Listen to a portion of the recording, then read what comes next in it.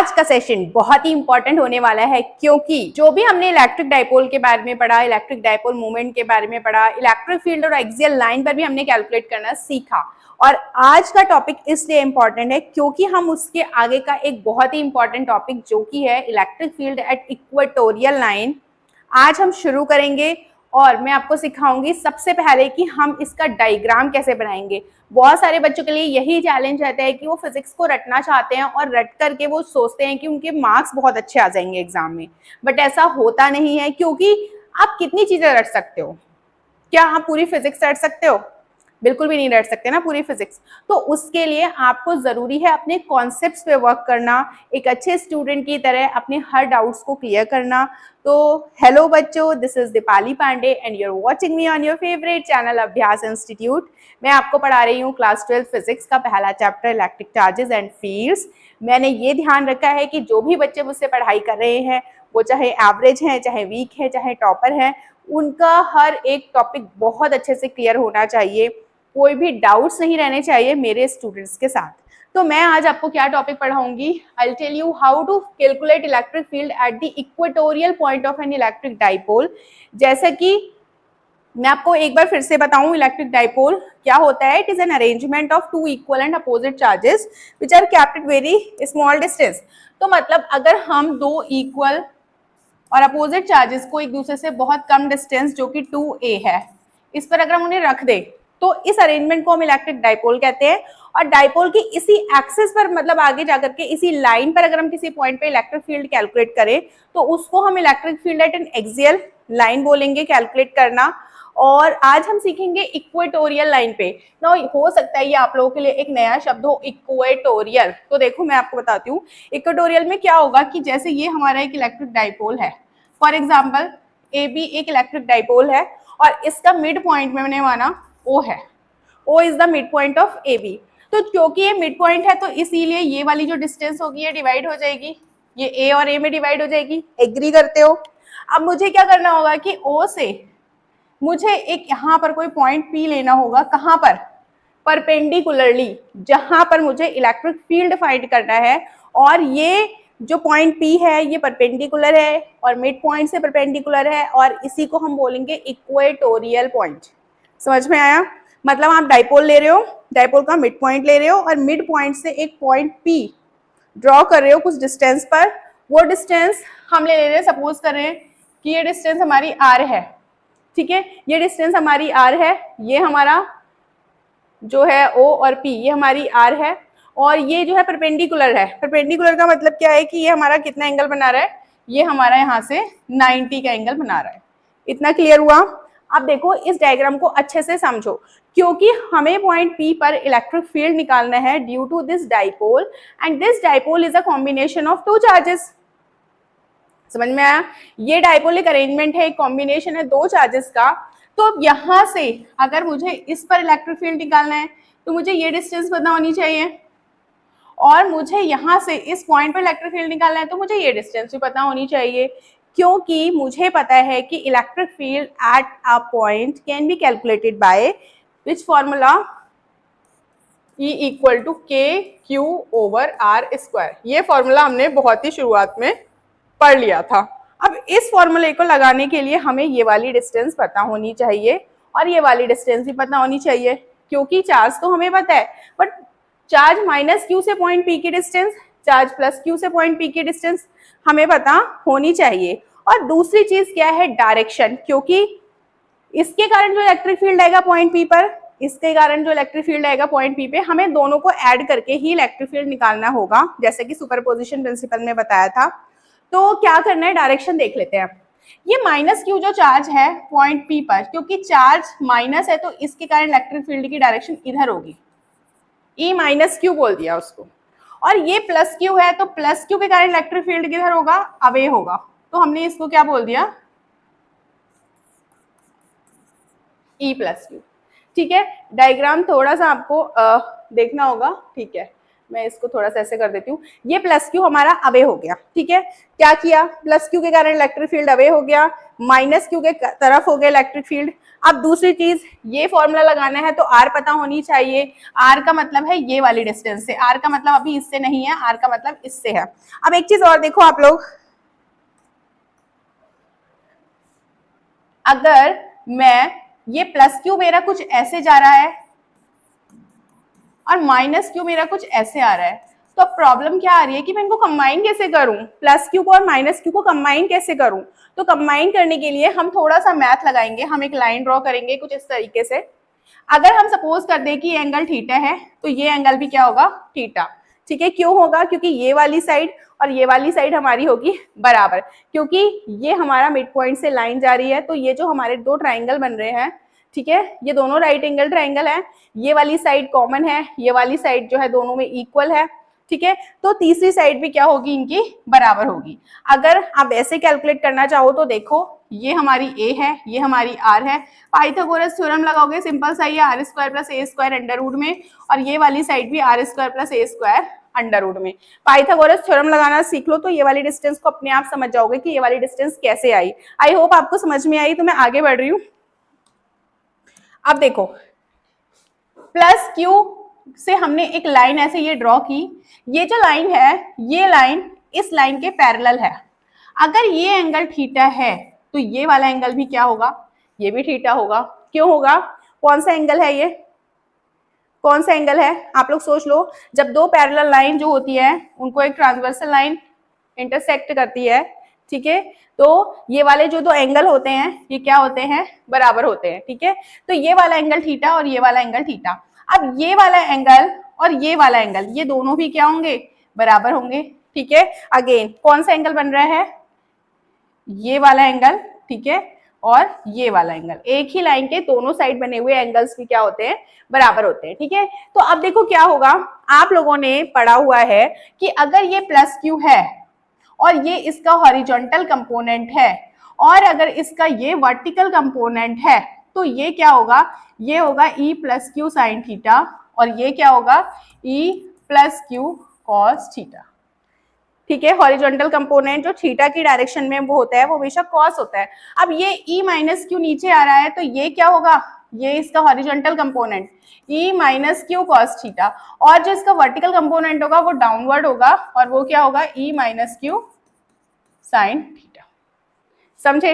अगर मैं इस डायग्राम को दोबारा से बना के दिखाऊं आपको तो आप दोबारा से समझो, एक बार मैं और बना के दिखा रही हूँ, कोई डाउट नहीं रहना चाहिए। ये हमारा इलेक्ट्रिक डाइपोल हो गया, ये हमारी डिस्टेंस 2a हो गई, ये हमारी डिस्टेंस हाफ हो गई, यहां से एक परपेंडिकुलर पॉइंट, परपेंडिकुलर लाइन पे एक पॉइंट P है जहां पर हमें इलेक्ट्रिक फील्ड निकालना है, तो पॉइंट P पर इस तरफ जो इलेक्ट्रिक फील्ड है वो E माइनस क्यू, और इस लाइन पे इससे अवे होगा क्योंकि चार्ज पॉजिटिव है तो क्या होगा, E प्लस क्यू, ठीक है। नाउ ये वाला अगर एंगल थीटा है और हम एक लाइन ऐसे ड्रॉ करते हैं जो इस लाइन के जस्ट पैरेलल है, इसका नाम हम क्या रख रहे हैं, ए बी, इसका नाम रख रहे हैं ओ। तो ए बी के पैरेलल है ये लाइन, ये थीटा है तो ठीक है, ये थीटा होगा तो ये भी थीटा होगा, ये थीटा है तो ये भी थीटा होगा। अब इस वाले वेक्टर को मुझे इसका हॉरिजॉन्टल कंपोनेंट और वर्टिकल कंपोनेंट चाहिए, तो इसका जो हॉरिजॉन्टल कंपोनेंट होगा वो ई plus Q cos theta, vertical component E plus q sine theta होगा। ये ई माइनस क्यू है, ये थीटा है, तो इसका हॉरिजॉन्टल कंपोनेंट इस तरफ होगा जो कि ई माइनस क्यू कॉस थीटा, और इसका वर्टिकल कंपोनेंट डाउनवर्ड होगा ई माइनस क्यू साइन थीटा। मैंने आपको 2 बार डायग्राम समझाया ताकि कोई डाउट ना रहे। एक ही लाइन पर ये जो सीधी वाली लाइन है, इसके ऊपर और नीचे दोनों में देखो इलेक्ट्रिक फील्ड के कंपोनेंट्स है, इधर है ई प्लस क्यू साइन थीटा और इधर क्या है, ई माइनस क्यू साइन थीटा। लेकिन अगर इस लाइन पे बात की जाए तो ई माइनस क्यू कॉस थीटा और ई प्लस क्यू कॉस थीटा। अब एक चीज देखो, ये एक ही लाइन पर ये दो कंपोनेंट लग रहे हैं, अगर इनकी वैल्यू बराबर निकलती है, ठीक है, तो क्या एक दूसरे को कैंसिल करेंगे, बिल्कुल करेंगे, क्योंकि एक दूसरे को क्या है, अपोजिट है, और बराबर है, तो कोई एक ऐसी चीज जिस पर बराबर कंपोनेंट अपोजिट डायरेक्शन में लग रहे हैं, obviously they are going to cancel each other. But यहाँ पर देखो जो कॉस वाले कंपोनेंट है दोनों एक ही डायरेक्शन में लग रहे हैं, तो ये क्या करेंगे, ऐड होकर के इलेक्ट्रिक फील्ड जनरेट करेंगे। तो जो ई इक्वेटोरियल लाइन पे हमें जो निकालना है बच्चों, वो E minus Q cos theta और E plus Q cos theta इससे ही निकलेगा, क्योंकि कारण समझो, जो E प्लस क्यू है मतलब जो इस पॉइंट पे इलेक्ट्रिक फील्ड है, एक बार उसको देख लो कितना आता है। देखो E प्लस क्यू की वैल्यू पॉइंट P पर क्या आएगी, के क्यू अपॉन आर स्क्वायर। मैंने ये बताया आर स्क्वायर मतलब वाली डिस्टेंस ये होगी पाइथागोरस थ्योरम से, और सेम यही वाली डिस्टेंस ये होगी। ठीक है, आप लोग राइट एंगल ट्रायंगल और पाइथागोरस थ्योरम लगा के इसको चेक करना। तो के क्यू ओवर आर स्क्वायर का मतलब क्या है, r square plus a square, this is the distance, और उसका स्क्वायर कर दें। अगर हम इसका स्क्वायर करें तो हमें क्या मिलेगा,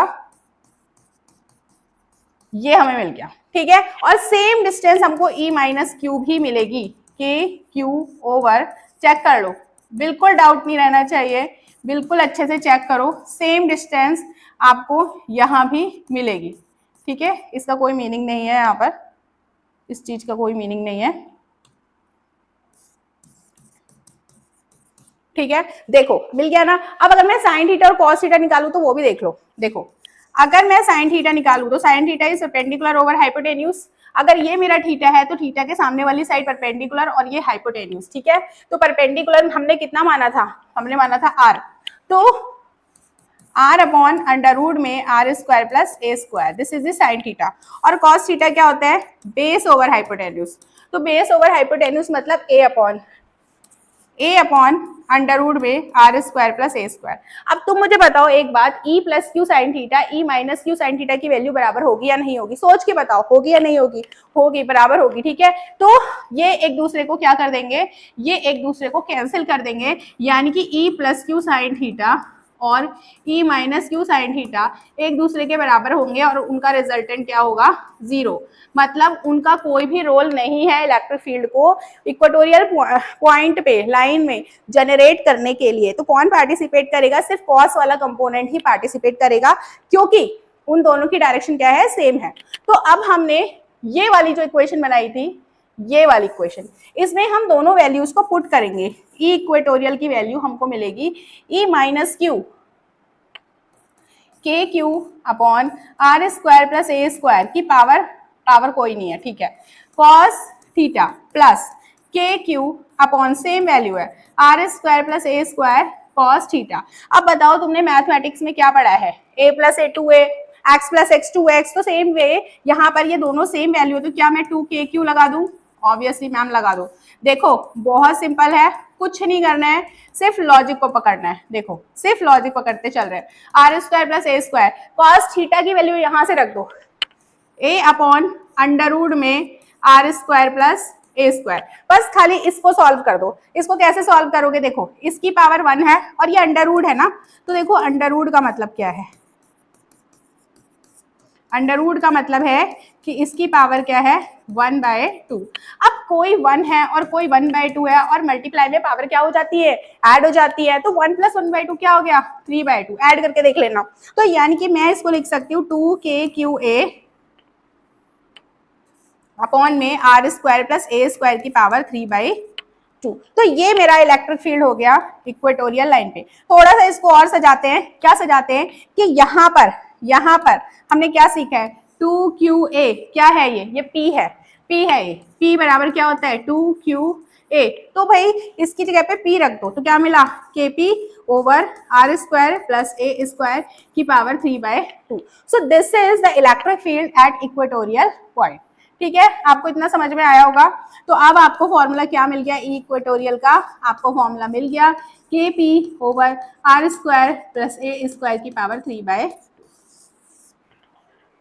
डन। अच्छा कुछ केसेस भी होते हैं, कुछ कंडीशंस होती है, जैसे आपने डायग्राम में क्या देखा, what have you seen, you have seen कि ये वाली जो डिस्टेंस है, ये जो 2 है, जो डिस्टेंस है ये छोटी होती है, तो इसकी हाफ डिस्टेंस तो और भी छोटी होगी। मतलब ए जो है वो स्मॉल है किससे, आर से। ये जो आर है ना, ये ज्यादा बड़ी डिस्टेंस है ए के कंपैरिजन में, तो जो ए का स्क्वायर होगा ये और छोटा होगा किससे, आर स्क्वायर से। तो करेंगे क्या बच्चों, ये जो हमारा फॉर्मूला निकल करके आया है, इस फॉर्मूले में हम क्या करेंगे, ये जो फॉर्मूला है इसमें से हम इग्नोर कर देंगे ए स्क्वायर को, ठीक है, तो नेग्लेक्ट कर देंगे। तो हम क्या करेंगे, नेग्लेक्ट करेंगे, किसको नेग्लेक्ट करेंगे, ए स्क्वायर को। तो हमें ई इक्वेटोरियल पर जो फॉर्मूला मिलेगा वो क्या मिलेगा,